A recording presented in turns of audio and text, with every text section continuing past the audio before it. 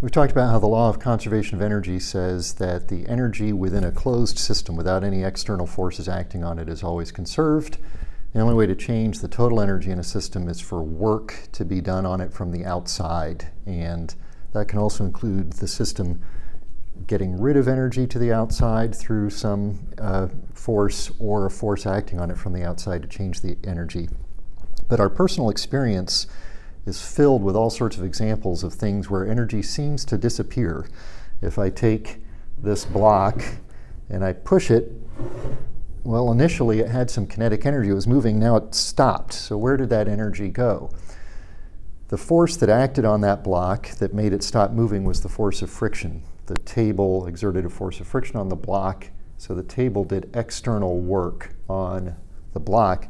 That means that if I consider the system to be the block and the table, the total energy of the block and the table must have been conserved, because while the table did work on the block, if I include it in my system, the total energy has to be the same.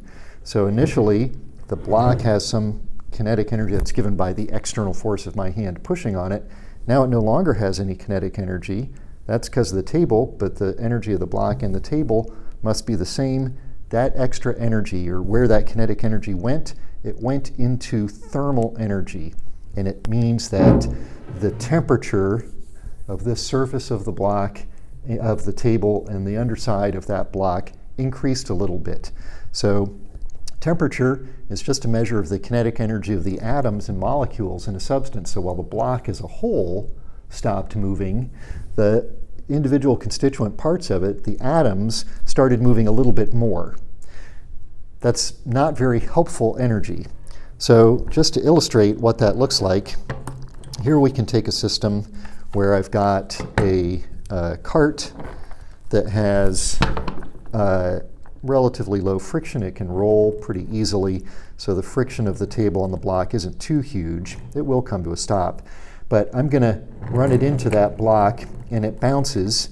And you can see that immediately before the collision and immediately after the collision, the speed of the block of this cart is about the same, and therefore the kinetic energy of the cart is about the same. It's changed direction, but the energy is conserved. Now, if I take this funny-looking cart that has the same amount of stuff connected to it, the same amount of washers, but they're configured in this funny arrangement with all of these rubber bands, and I run it into the block, you can see that it doesn't bounce off as quickly. So the kinetic energy of the cart went down, but notice that the washers are jiggling. And that is our sort of crude example of what the atoms and molecules do in a substance. Let's stop these guys. So now it's cold, they're not moving.